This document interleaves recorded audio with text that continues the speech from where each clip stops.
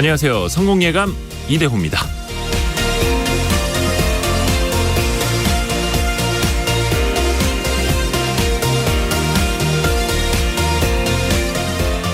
KT를 둘러싼 외풍이 매섭습니다. 구현모 대표에 이어서 윤경은 대표 내정자까지 물러났고요. 사회이사들도 회사를 떠나겠다고 합니다. 또 다른 사회이사를 선임하는 안건도 주총 직전에 폐기됐죠. 정치권에서는 KT 경영진의 견제 없는 독주를 지적하고 있고요. 반면에 민간 기업의 경영과 인사에 정부와 정치권이 과도하게 개입한다는 지적도 높습니다. 바로 오늘 KT의 정기 주주총회가 열립니다. KT의 최대 주주는 국민연금인데요. 정작 국민연금이 KT 인사의 목소리를 내기 시작한 뒤에 KT의 주가는 10% 이상 크게 떨어졌습니다. 그만큼 기업 가치가 떨어졌다는 뜻이죠. 그 전까지는 신고가를 경신하던 주가였습니다. 무엇이 진정 국민과 기업을 위한 방향인지 넓게 탐색하고 깊이 들여다봐야 할 텐데요. 정권이 바뀔 때마다 반복되는 이러한 현상, 과연 이걸 그냥 당연하게 받아들일 것인지 이제는 끊어낼 것인지 결심해야 할 때입니다. 그리고 그걸 국민에게 묻고 주주들에게 묻는 과정도 분명 필요합니다. 국민 기업이자 주식회사이기에 그렇습니다. 너무나 당연한 걸 우리가 도외시했던 건 아닌지 지금이라도 돌아봐야 하지 않을까요? 3월 31일입니다. 성공예감 시작합니다.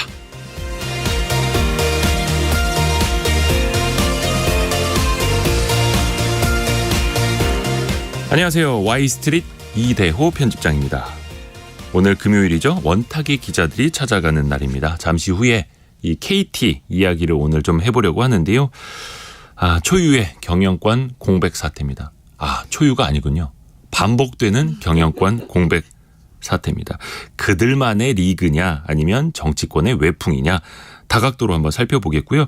자, 전국에 봄꽃이 물들었습니다. 물론 이제 남부지방에서는 더 먼저 시작이 됐겠습니다만 예년보다 따뜻한 날씨 탓에 이게 또 더 빨리 꽃들이 올라오고 있습니다. 이게 반가운 건지 아니면 우리가 걱정할 것도 있는지 한번 따져볼게요.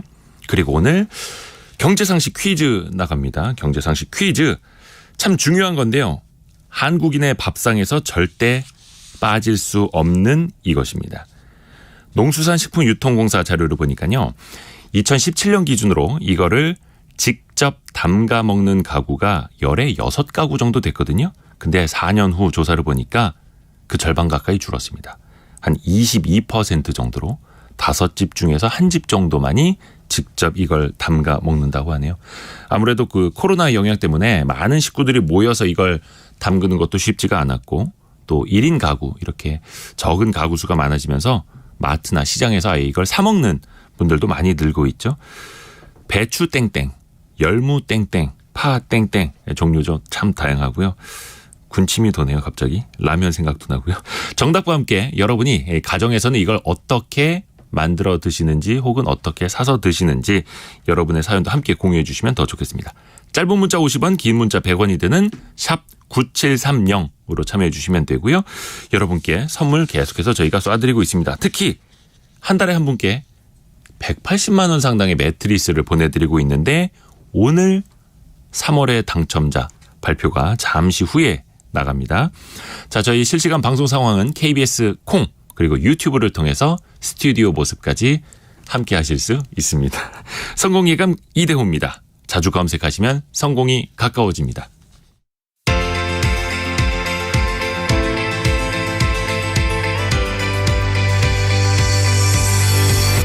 KBS 1라디오 성공예감 이대호입니다.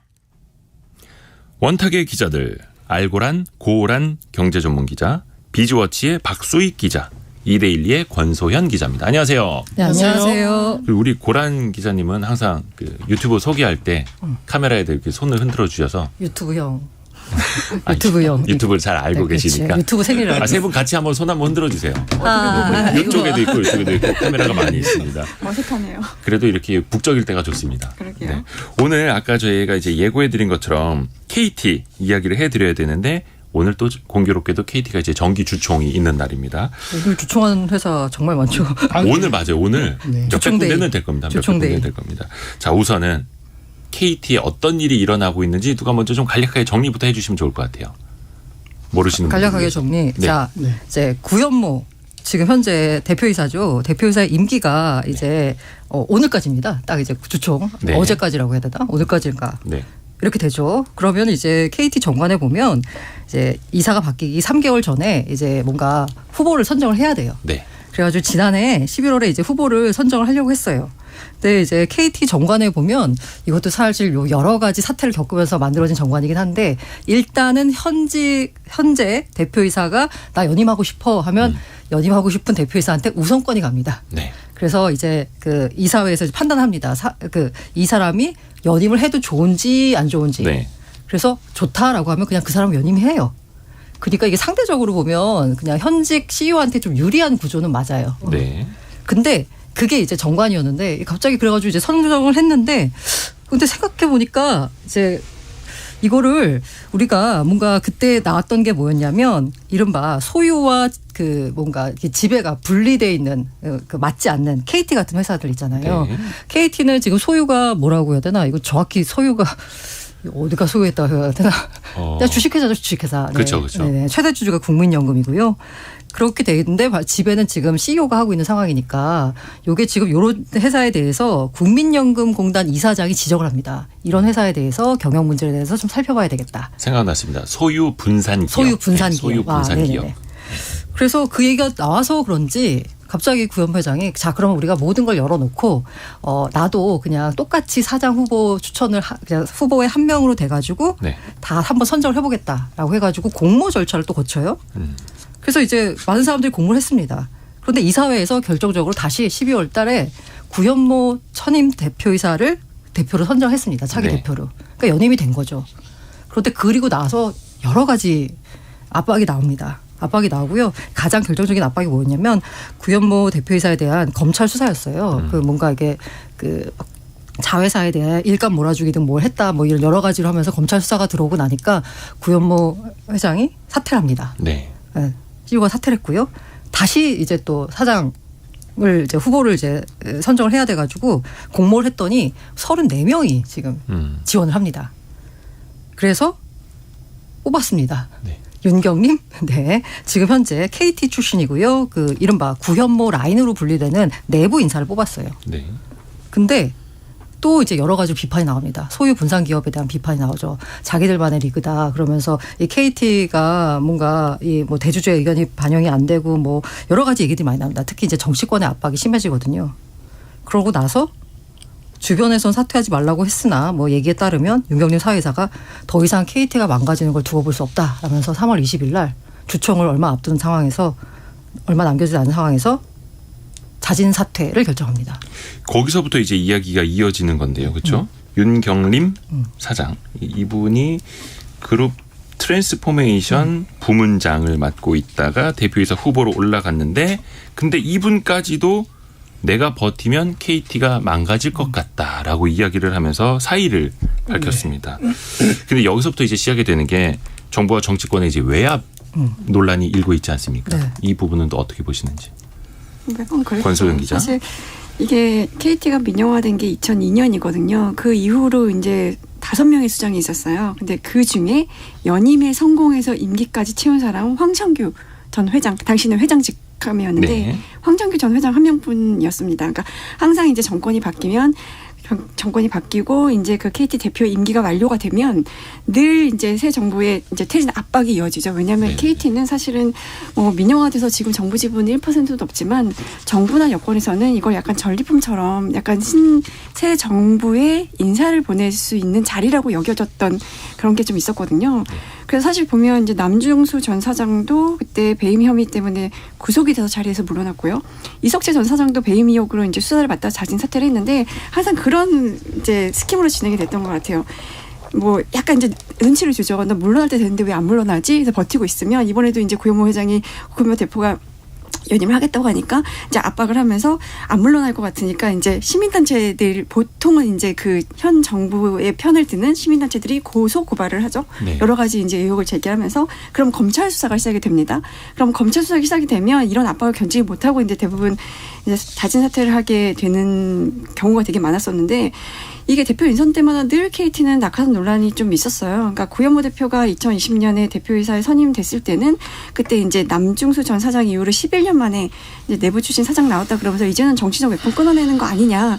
뭐 이런 이제 분석들이 있었는데 역시나 지금 이제 사실 이 정부는 뭐 기업 친화, 뭐 시장 친화 이런 것들을 표방을 하긴 했는데 그래도 여전히 지금 우리가 KT 잔혹사라고 불릴 정도로 이런 것들이 좀 되고 있고 결국은 이렇게 되면 친정부 낙하산 인사가 내려오지 않겠냐 이런 얘기가 나오는 것도 다 이 과거의 이런 이제 이 경험들을 봤을 때 이제 미뤄 유추할 수 있는 거죠. 반복돼 왔던 일이니까요. 네. 그리고 잠깐 안내 말씀드릴 게 있는데요. 서울 그리고 일부 경기권역 또 동남권, 강원권 등에 발령됐던 건조주의보가 오늘 오전 9시부로 건조경보로 변경이 됐습니다. 더 격상이 됐다라는 뜻이죠.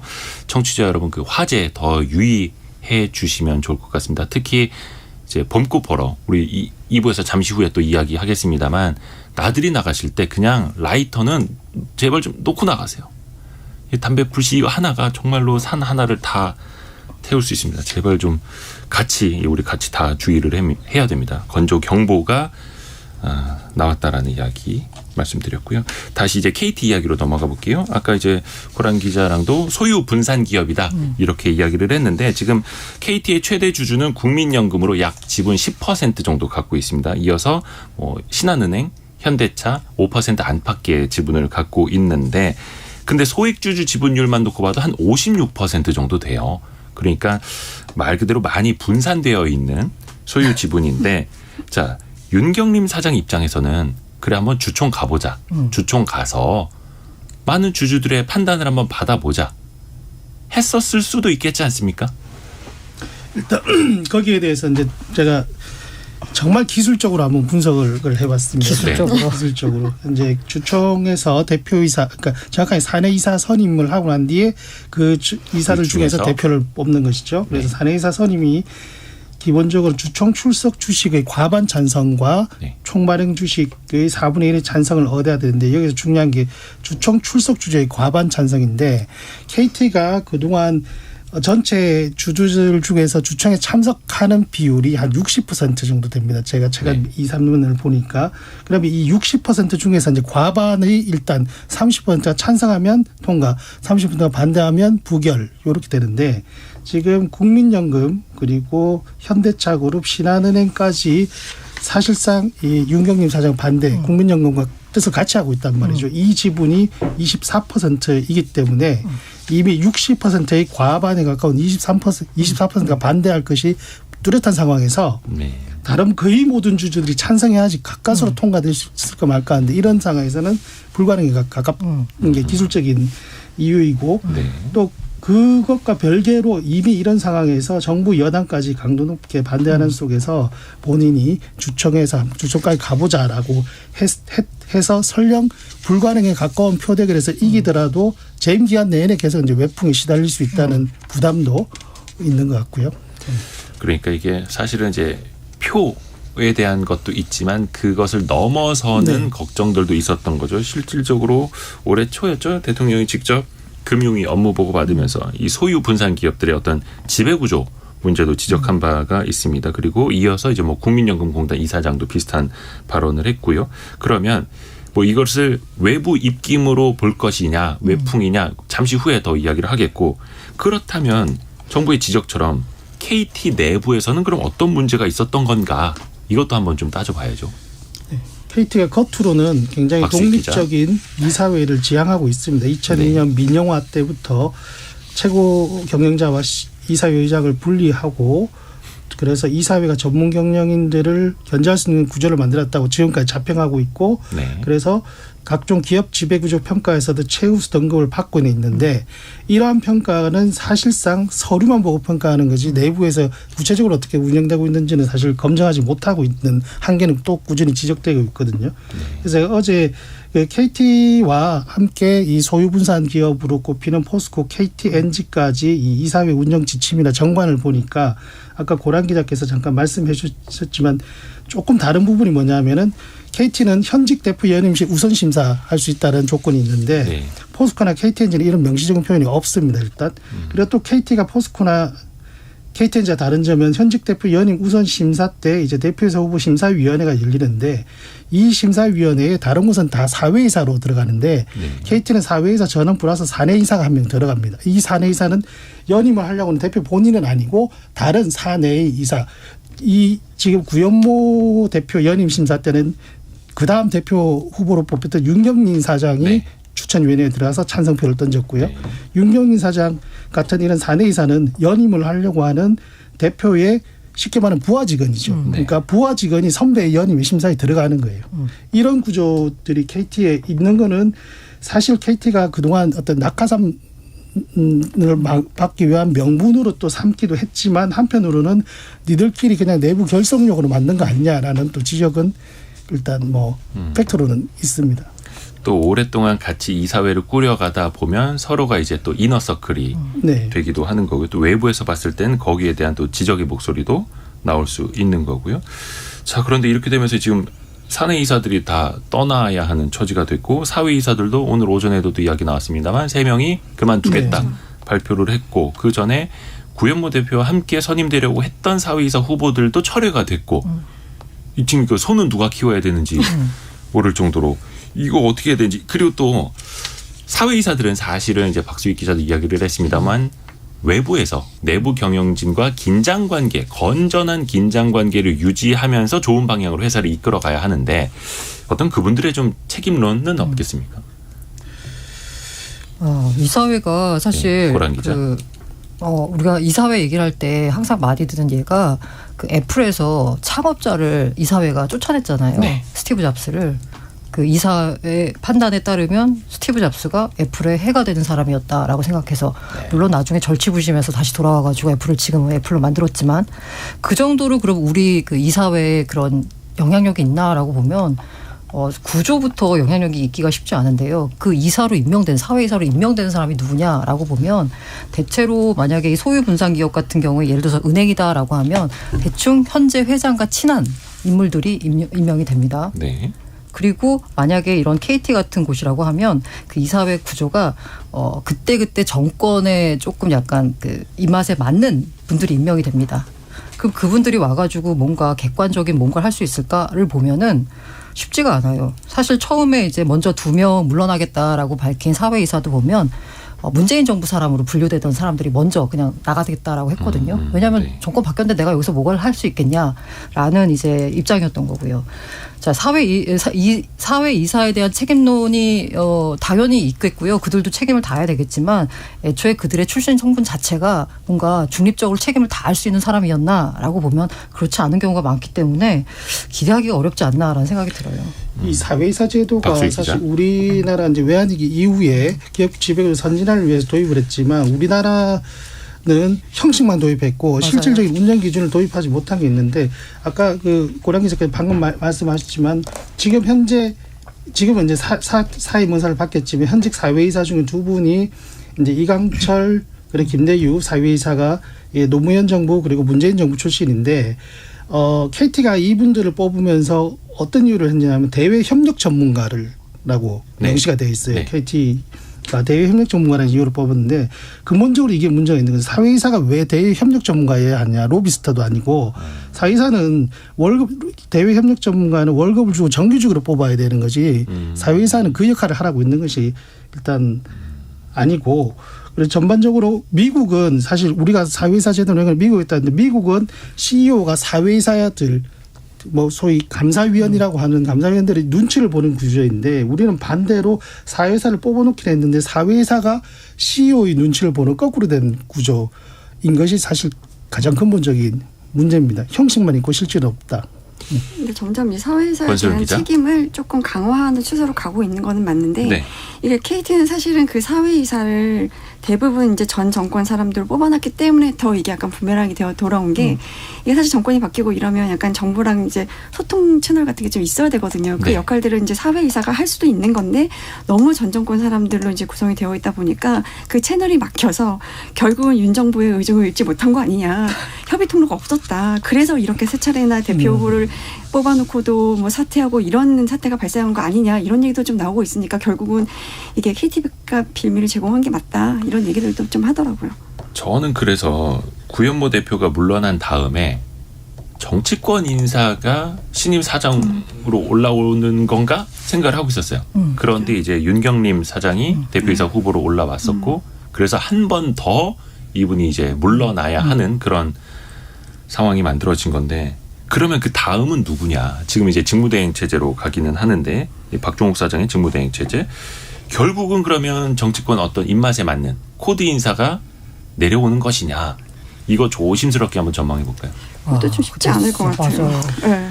이사들이 났는데 여기서 만약에 정치권 인사를 이른바 낙하산을 꽂는다라고 하면 그 분의 정당성이라고 하는 거는 전혀 없는 상황이 되잖아요. 근데 지금 보세요. 그러면 전임 사장 연임하려고 했었는데 안 됐고 넘버 2가 이제 넘버 1이 되려고 했었는데 그것도 안 됐고 그러면 과연 내부에서 계속 올라올 수 있을 것이냐.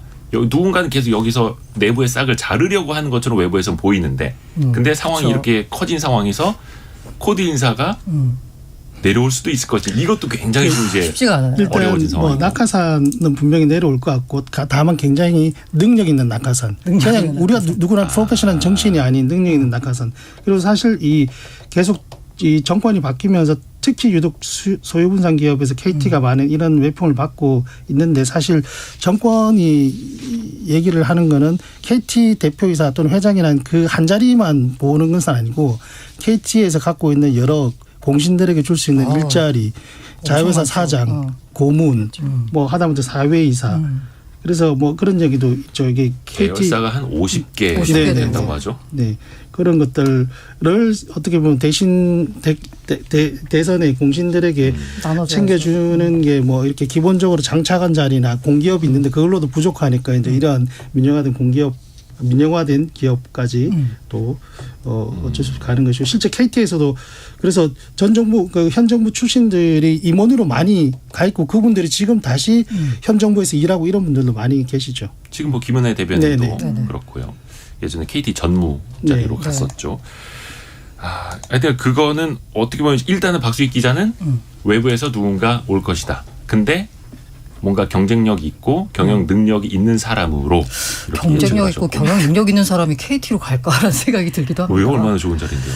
좋은 자리긴 하죠. 이게 하지만 네, 그 본인의 경영 능력을 과연 최대한 발휘할 수 있을까 부분에서 보자면 네. 쉽지가 않은 상황이기 때문에 예를 들면 낙하산으로 거기다 누군가가 온다라고 쳤을 때 그럼 뒤로 당연히 다 가겠죠. 몇 자리는 보장을 해달라는 얘기가 당연히 가겠죠. 자, 여기에서 이제 뭐 앞에서도 박수익 기자가 이제 KT의 계열사가 50개. 그래서 이제 나눠 가질 수 있는 자리가 많다라는 취지로 말씀을 해 주셨는데 이제 문제는 KT뿐만이 아니죠.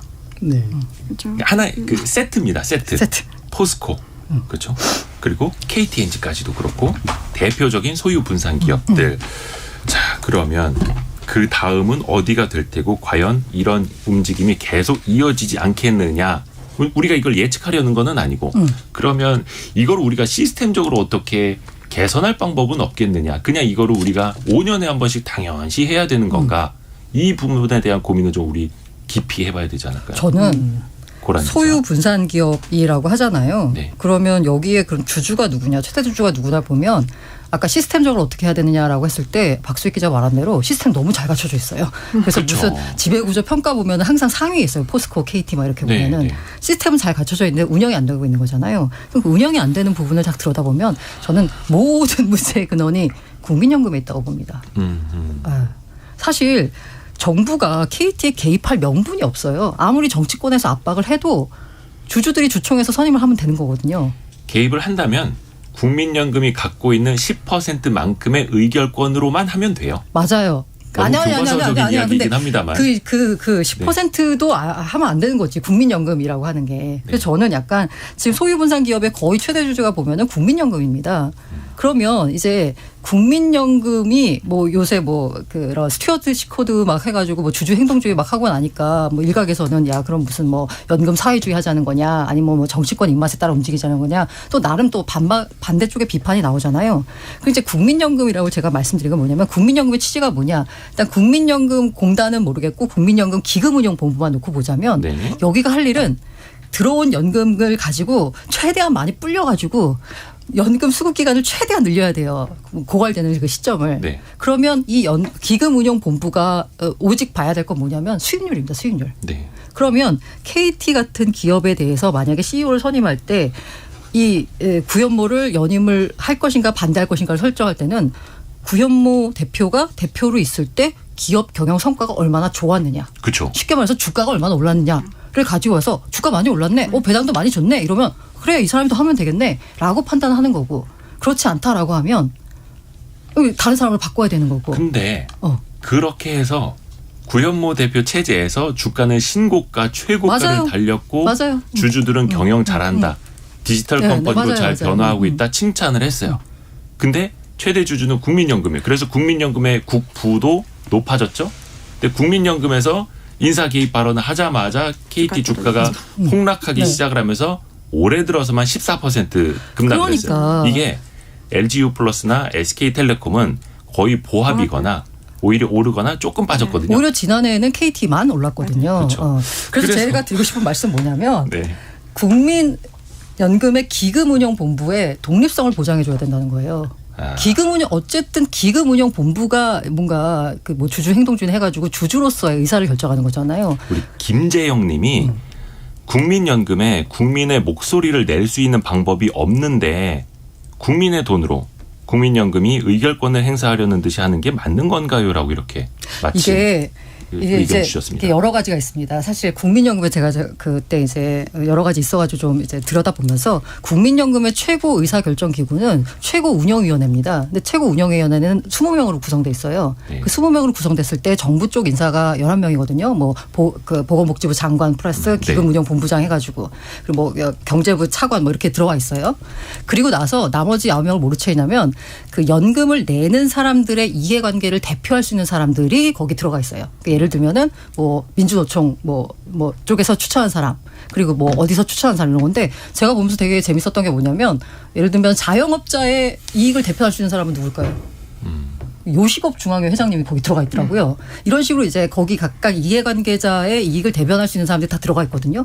그럼 이들이 국민연금의 기금운용의 최고 의사결정을 해요. 그런데 이분들 가운데 과연 전문가가 있나라고 보면 이게 애매하거든요. 네. 그러다 보니까 그냥 그쪽 정부 쪽에서 제안하는 내용을 그냥 오케이만 하는 수준에 그치는 거예요.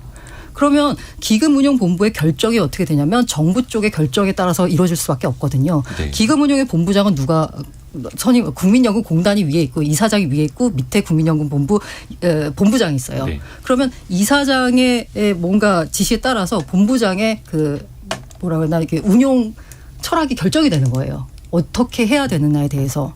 과연 본부장에 의해서 결정이 될까요? 뭐 아무튼 그 위로 가겠죠. 그래서 뭐 청와대에서 온다라는 얘기도 있잖아요. 의사결정에 대해서는.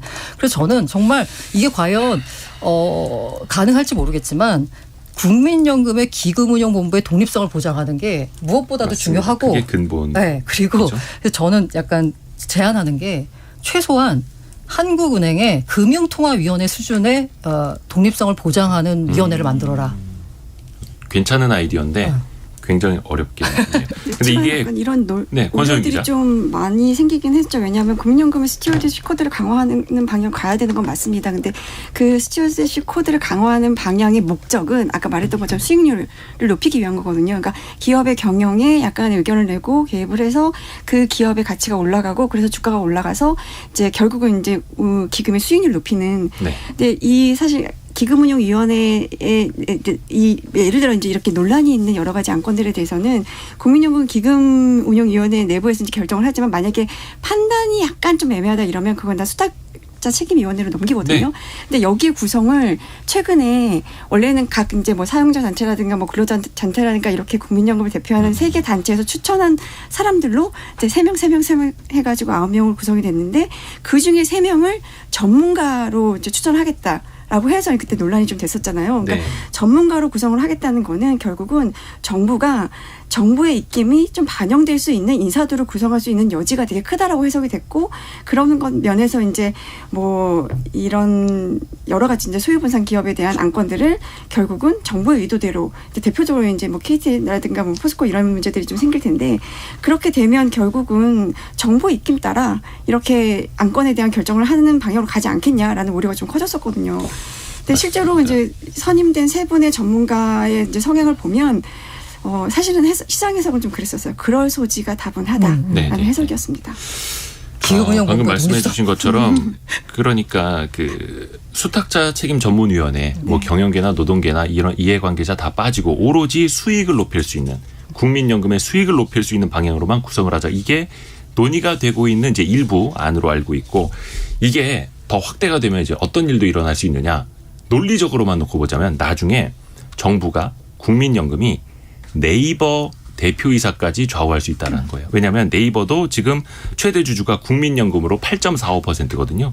이해진 창업자가 3.7%밖에 안 돼요. 그럼 나중에 KT, 포스코, KT엔진은 전통적으로 5년마다 정권이 흔들어 왔었는데 그러면 똑같은 논리면 앞으로 네이버도 이렇게 국민연금이 정부가 좌우해야 되는 거 아니냐 이렇게 갈 수도 있거든요. 그래서 이거를 네, 이제는 맞아요. 좀 마무리를 좀 해야 되지 않을까. 그리고 국민연금이 이거 지금 시간상 논의도 여기서 마무리를 해야 됩니다. 아, 네. 10% 넘게 들고 있는 데가 다른 주제로 좀 50가 넘어가야 넘거든요. 되는데. 지금. 네. 우리 손은정님이 KT 주주의 한 사람으로서 억장이 무너지고 있습니다. 맞아요. 계좌가 흘러내리고 있습니다. 유유 주주들 이렇게 반발 너무 보내주셨고요. 이렇게 짧은 문자 50원, 긴 문자 100원이 드는 샵 9730이나 KBS 콩으로 여러분의 의견 계속 받겠습니다.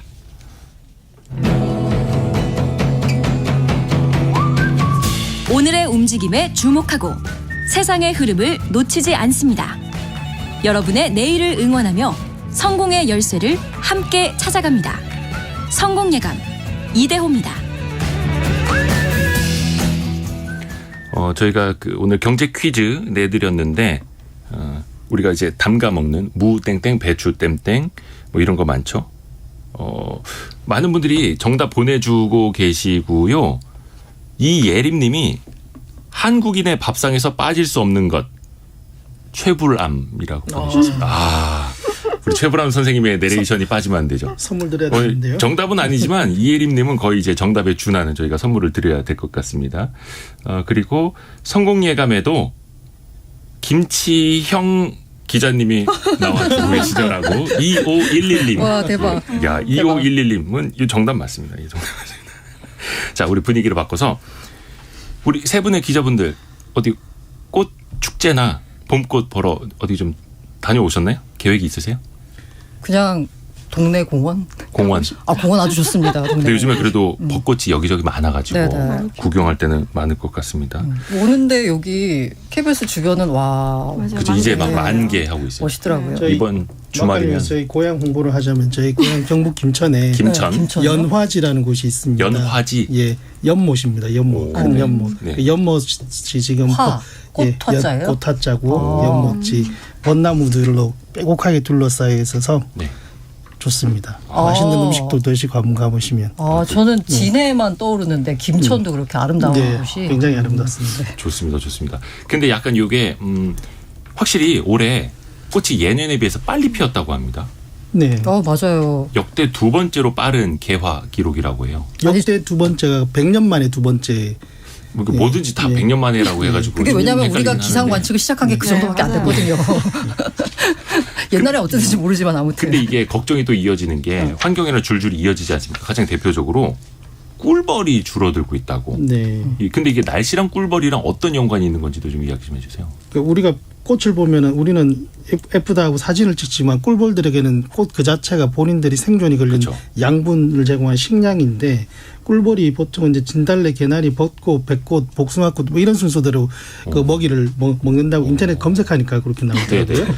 그런데 올해는 이상 고온으로 모든 봄꽃들이 너무 빨리 한꺼번에 이렇게 개화를 하다 보니까 한꺼번에 개화해서 일시적으로 꿀벌들 입장에서 약간 이 벚꽃이 지고 나면 보릿고개가 생깁니다. 나중에 그 꿀을 네. 먹어야 되는데 예. 이렇게 되면 꿀벌들 생태계도 좀 위협을 받지만 꿀벌들이 맞아요. 본인들이 그 야생화에서 벚꽃에서 꿀을 채취해서 그 꿀도 채취하지만 자신들의 몸에 꽃가루를 묻히고 다니면서 이쪽저쪽 퍼뜨리는 역할을 하는데 그런 역할도 못하면은 이제 식물들도 번식 수단이 줄어드는 굉장히 연쇄적인 나비 효과가 아니라 꿀벌 효과가 나타나는 그런 현상이 있습니다. 그리고 또 지자체들은 또 좀 많이 당황을 했다 하더라고요. 준비를 했더니 행사보다 벚꽃이 빨리 피면서 아니 제가 알기로 여의도 벚꽃 축제도 다음 주 네, 다음 주. 여기서 플래카드에 예. 그 교통통제하는 그 안내문에 아래 그 날짜에 새로 붙였더라고요. 아. 4월 1일 하고 11일 어. 뭔가 새로 오려서 붙인 데가 확 나는 바꾼 거예요. 꽃이 빨리 피어서 빨리 피니까. 야, 당황스러웠겠다. 정정을 했네요. 아, 그러네. 이거는 진짜 그 환경에 대한 걱정하고 같이 이어갈 수밖에 없을 텐데 일단 지금 코로나19 이후에 대면, 그러니까 마스크를 벗고 꽃을 정말 많은 사람들과 함께 구경할 수 있는 4년 만의 행사입니다. 그렇죠. 이게 지역 경제 활성화라든지 경제적으로 좀 도움이 많이 돼야 될 텐데 이 벚꽃의 경제학이라는 것도 있다면서요.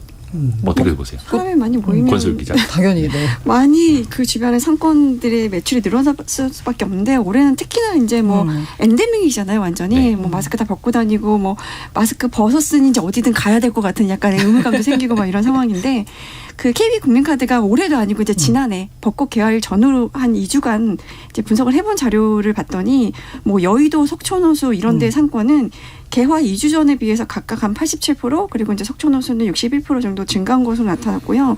벚꽃으로 유명한 곳 중에 하나가 또 경주죠. 경주는 116% 늘고 진해, 경포 이런 데도 이제 17%, 35% 이렇게 증가를 했는데 이게 코로나19 이전 그러니까 2019년과 비교해서도 매출이 한 30%가량 증가를 한 거라고 그러더라고요. 그러니까 네. 작년 정도까지 이제 되면 참다 이제 나오기 시작했고 올해는 이제 본격적으로 나올 것 같은데 뭐 진해 군항제가 제일 유명하잖아요. 벚꽃 축제로는. 네. 그거의 그 행사의 경제적 창출 효과가 한 2,300억 원 가량이라고 하더라고요. 그러니까 아마 올해는 이거보다 더 늘어나지 않을까 하는 생각보다는 기대가 됩니다. 저는. 기대가 되는 만큼 사람도 많이 몰릴 것 같아요. 때문에 뭐 돗자리, 네. 뭐 도시락, 맞아요. 용품 이런 것들도 지금 많이 같이 팔리죠. 예, 팔린다고 하고. 캠핑 시즌인데. 근데 진짜 날씨가 큰 역할을 하는 것 같아요. 우리가 왜 벚꽃 보러 가려고 주말에 기대하고 있었는데 그 전에 막 비 와버리고 하면 기대도 꺾이고 소비도 꺾일 수밖에 없고 그런데 지금 또 남부지방에는 가뭄이 엄청 심한 상황 아닙니까? 그래서 이 벚꽃 질 때쯤 해서 그때까지만 날씨 좋고 그 후에는 좀 비 좀 많이 왔으면 하는 바람도 좀 다음 가거든요. 주에 비 소식이 있던데요. 그럼 다음 주에 비 오면 벚꽃 지고 나서 아마 비가 좀 벚꽃 질것 제대로 같은데. 왔으면 좋겠어요. 아, 지고 나서요? 그래서 경제도 살리고 그렇죠. 지금은 남부지방은 벚꽃이 문제가 아니고 벚꽃 져도 되니까 지금 빨리 비가 와야 되는 상황이긴 합니다. 그 얘기를 좀 예. 드리려고 했는데 이게 사실 앞에서도 벚꽃이 예정은 아니죠. 예상보다 빨리 피었다라고 말씀을 드렸는데 본질은 기후 위기 아니겠습니까? 네. 지금 또 설탕 가격이 11년 만에 최고치라고요. 인도나 브라질에 여기는 또 폭우가 오면서 설탕 가격이 좀 엄청나게 올랐다고 하는데 이러면 또 많은 나라들에서 식자재 난 그렇죠. 또 물가 난 또 겪지 않겠습니까?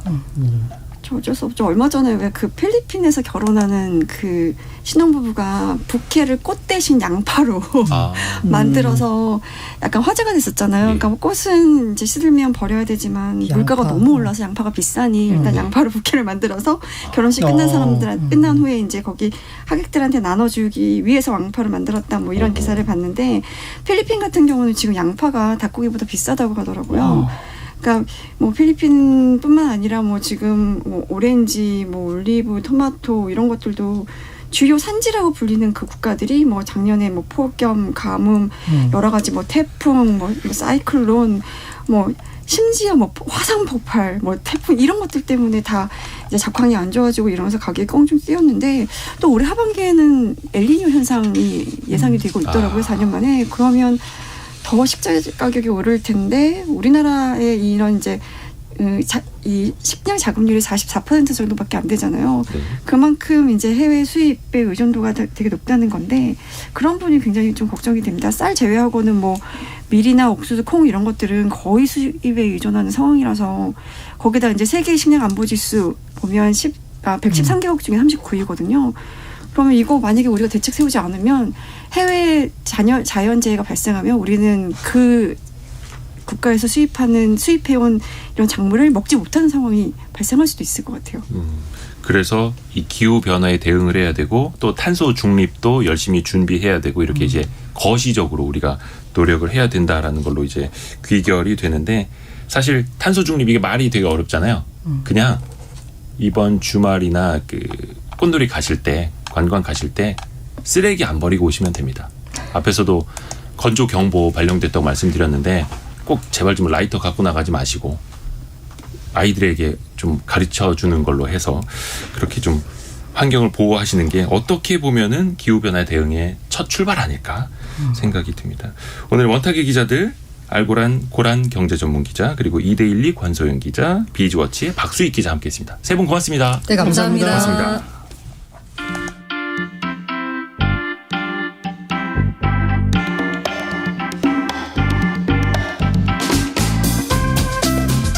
여러분께서는 KBS 1라디오 성공예감 이대호입니다를 듣고 계십니다. 참여해주신 여러분께는 추첨을 통해 판촉물 전문 그룹 기프코에서 텀블러 세트를, 아름다운 식탁 창조 주비푸드에서 자연에서 갈아 만든 생와사비를, 쉽고 빠른 판촉물 제작 시너지 기프트에서 LED 튜브 스탠드를, 80년 전통 미국 프리미엄 브랜드 레스토닉 침대에서 아르망디 매트리스를, 그리고 성공예감에서 정성스럽게 준비한 커피 쿠폰을 보내드립니다.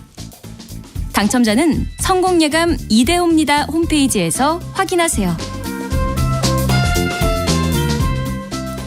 저희 경제 퀴즈 정답 많은 분들이 보내주고 계시는데요. 홍순자 님이 주말에 열무 땡땡 오이 소박이 담글 계획입니다. 라고 말씀해 주셨고, 갑자기 정말 많이 땡기네요. 막, 군침이 돈다. 정진권 님은 몇 년 전에 이 공장에서 알바를 해봤는데 이거 담그는 일이 그렇게 힘든 줄 다시 한번 느꼈습니다. 그죠. 이게 보통 일이 아닙니다. 보통 일이 아닙니다. 그래서, 지금 우리가 체얼리즘으로 이어가야 될 텐데 체얼리즘에서도 어떤 일을 하는 이야기입니다. 근데 많은 직장인분들이 사실 빨리 좀 퇴근 시간이 왔으면 좋겠다. 회사 가는 게 힘들다라고 하시는데 이곳에서 일을 하시는 할머니분들은 빨리 출근하는 날을 손꼽아서 기다리신다고 합니다. 머니투데이 남영도 기자 만나볼게요. 안녕하세요. 안녕하세요. 자, 체얼리즘 시간. 어떤 일을 하시는 분들을 만나고 왔는지부터 들어보죠. 이 왕언니가 90세, 막내가 78세. 막내가 78세요? 할머니 6분, 평균 연령이 82세이신데요. 네. 어르신들이 이제 자기만의 그림을 그리고 네. 글씨를 쓰시면은 굉장히 독특하고 이 사랑스러운 작품이 됩니다. 예. 그걸 노트, 펜, 스티커 등 문구 제품에 디자인으로 입혀서 판매를 하는 거죠. 네네네. 숨죽이면서 굉장히 열심히 하시더라고요. 그러니까 주름진 왼손으로는 흰 도화지를 잡고 오른손으로는 뭐 알록달록 색을 골라서 슥슥 칠하고 다 완성하니까 뭐 피자, 연인, 케이크 등 세상에 하나뿐인 개성 넘치는 그림이 되었습니다. 근데 여기까지만 들으면 어떤 일인지 잘 모를 것 같아요. 근데 할머니들이시고. 네. 자, 왕언니가 90세, 막내가 78세. 막내라고 표현해도 되나 모르겠네요. 어떻게 보면 이제 할머니 디자이너인가 싶기도 네. 한데 이분들이 어떤 일을 하는 건지, 그리고 이분들이 뭔가 원래 디자인 일을 하셨던 분들인지 좀 듣고 싶은데요. 그렇진 않고 이게 5년 전에 처음 시작이 됐어요. 이게 고단하게 폐지를 줍는 일을 하시던 할머니께서 폐지 줍는 할머니들이 모여서 초창기 멤버신데 이 한 대표님께서 함께 하자고 제안을 하신 거죠. 네. 그랬더니 좀 의아해 하셨어요. 처음에는. 할머니께서 그리시는 그림이 뭐 좀 서툴고 네. 삐뚤빼뚤 글씨도 좀 그렇고 근데 그거를 입혀서 문구 제품을 만드는 게 무슨 경쟁력이 있냐라고 네. 의아해 하신 거죠. 이걸 누가 사냐, 왜 사냐 이렇게 하셨고, 근데 이제 다른 분들도 폐지 수거로 다 이제 생계를 유지하셨던 저소득층 어르신인데, 그 이제는 오래 하시다 보니까 뭐 시간 나시면은 그림 연습을 또 하시면서 열심히 하시고 친구분께도 선물하시고 이렇게 시작을 하시게 된 거죠. 우리 그 문자 메시지 보내주시는 분들이 진짜 요즘에 그 할매체, 네, 맞아요. 칠곡 할매체, 할머니들의 글씨체를 가지고 네. 뭐 무료 폰트나 맞아요. 이렇게 나눠주는 네. 것들, 이것도 많이 쓰고 계시다고 네, 많이 맞습니다. 보내주고 계시는데요. 근데 지금 여기는 이제 폐지 줍는 어르신들과 함께 어떤 디자인을 그렇죠. 하는 일종의 회사인데 네. 이 회사를 차린 사람이 30대 초반의 네. 대표라고요. 여기도 일종의 창업을 한 건가요? 그러면? 맞습니다. 일종의 사회적 기업이라고 보시면 되는데 네. 원래는 경영학 전공하고 기획 마케팅으로 기업 다니시다가 네.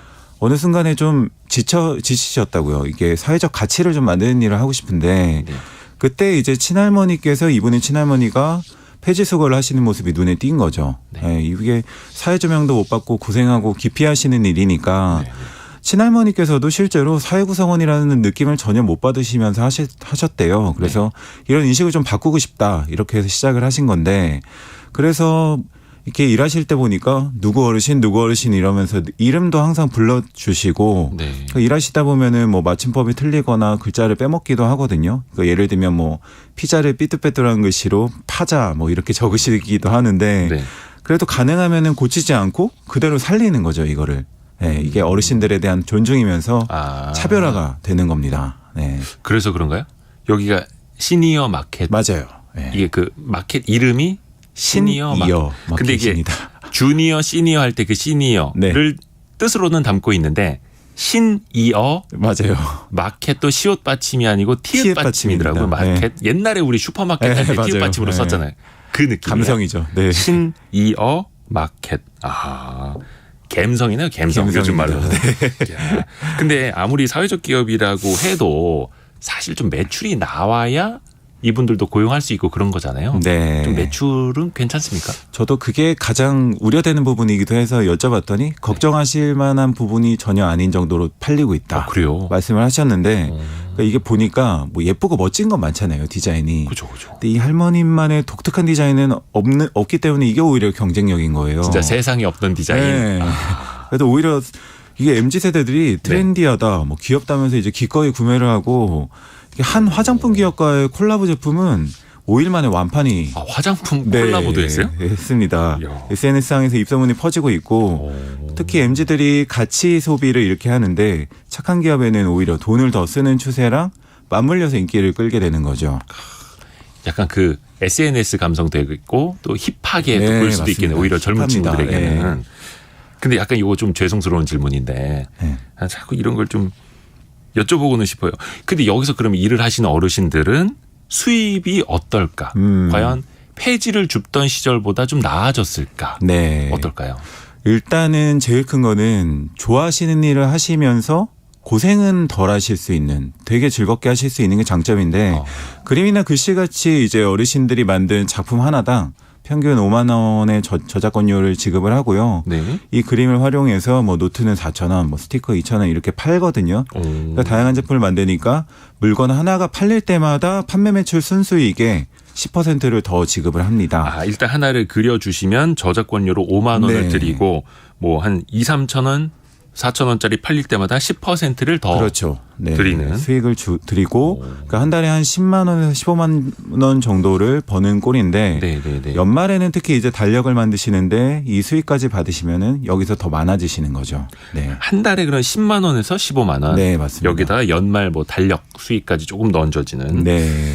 그리고 이분들의 그 근무 형태나 이런 건 어떻게 되나요? 매주 한 번 수요일이시고 예. 이게 의외로 여쭤보면은 막 일주일에 한 번 네, 출근하시는 맞아요. 거예요. 네. 아, 그래서 뭐 저는 여기서 한 달에 15만 원 정도 버신다고 해가지고. 네, 맞습니다. 오전 9시에 출근해서 오후 3시에 퇴근하시는데 일하러 나오시는 게 수요일이에요. 그래서 예. 이분들에게는 굉장히 특별한 날이고 이게 특이한 게 이 수요일이 만약에 빨간 날이다. 걸리시면 굉장히 슬퍼하신다고. 수요일이 공휴일이 되면은 여기도 네. 어쩔 수 없이 쉬어야 되니까. 3일짜리 이번에 그랬다고 하시더라고요. 아. 그래서 이게 오히려 너무 아쉬워하신다. 이런 걸 보고 직장인들은 좋아하잖아요. 빨간 날이 기다리고 이러는데 그러니까 이 시간이 일자리 이상의 굉장한 의미구나라는 생각이 들었던 거죠. 네. 근데 이제 들으시는 우리 청취자분들이 어떻게 생각하실지 모르겠습니다. 일주일에 하루 출근하고 일주일 한 달에 그냥 한 4번 정도 일을 하시는 맞습니다. 거죠. 그러면 이제 수입이 한 10만 원에서 15만 원 정도.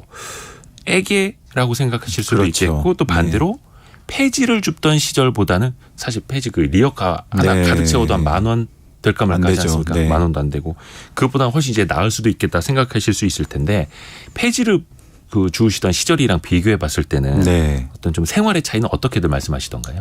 그러니까 굉장히 고생하는 일이잖아요. 매일매일 또 주워야 하고. 폐지 줍는 게 네, 힘들죠. 저도 폐지 줍는 체험을 했었어요. 맞아요. 했었죠. 그 하루 종일 165kg을 주웠거든요.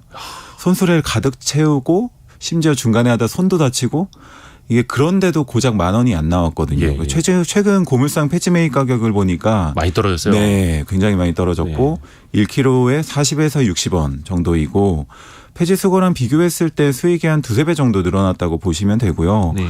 이 수거는 또 어르신들끼리 경쟁이 심해요. 그래서 새벽에 나가서 저녁 늦도록 돌아다녀야 되고 사고 위험에도 그렇죠, 자동차 그렇죠. 계속 왔다 갔다 하고 이렇거든요. 네. 그래서 이게 통계청 조사에 따르면은 2021년 65세 이상 노인 빈곤율이 37%입니다. OECD 평균보다 3배 이상 높은데 이게 전국에 폐지 줍는 65세 이상 노인의 수가 15,000명 정도. 네. 주평균 20시간에서 최대 48시간을 줍는다고 합니다. 네. 그러면 뭔가 이제 노인 일자리에 대한 해법 뭐 시간이 많지 않아서 그 부분으로 좀 넘어가서 볼게요. 이 분들 좀 앞으로 노인 일자리에 대해서도 좀 같이 논의를 해본 게 있다고요. 네, 그러니까 이게 같이 생각해볼 만한 아이디어가 네. 어떤 게 어르신들의 경험을 활용하면 뭐 네. 전래동화처럼 옛날 경험담을 들려주시고 연륜이 묻어나는 뭐 취업 상담 이런 것도 있고요. 네. 그러니까 뭐 정서적으로 육아를 보조하는 게 좋다. 그러니까 살아온 환경과 능력이 다양하시니까 그걸 발굴해주는 프로그램이 있으면 할 일이 많으실 것 같다라고 의견을 많이 주셨습니다. 아, 그래요. 이게 사실 남의 일이 아니고 우리의 미래일 수도 있을 것 같아요. 네. 이분들에게 일이라는 의미 그 자체로도 좀 큰 뜻이 있는 거죠. 사실. 네, 이게 뭐 원래 옛날에 학교도 많이 안 다니셨는데 네. 그림을 좋아하셨는데 뭐 할 시간이 없었다라고 하시는 분도 있고 아침에 막 새벽 4시에 일어나신대요. 일하시는 날에 가셔가지고 놀이터 한 바퀴 돌고 시간 보내시면서 그림도 하고 친구들도 많고 기분이 엄청 좋다고 내가 어째서 이런 걸 여태까지 안 해보고 손주 키우고 아이 키우느라고 삶이 없이 살았나. 근데 이게 너무 좋다고 진짜 모든 분들이 그렇게 말씀하셔가지고 제 기분도 굉장히 좋았습니다. 항상 남영도 기자가 따뜻한 곳을 다니는 건 아닌데 다니는 곳이 따뜻해집니다. 우리 체얼리즘 머니투데이 남영도 기자 또 수고 많으셨습니다. 네, 감사합니다. 고맙습니다.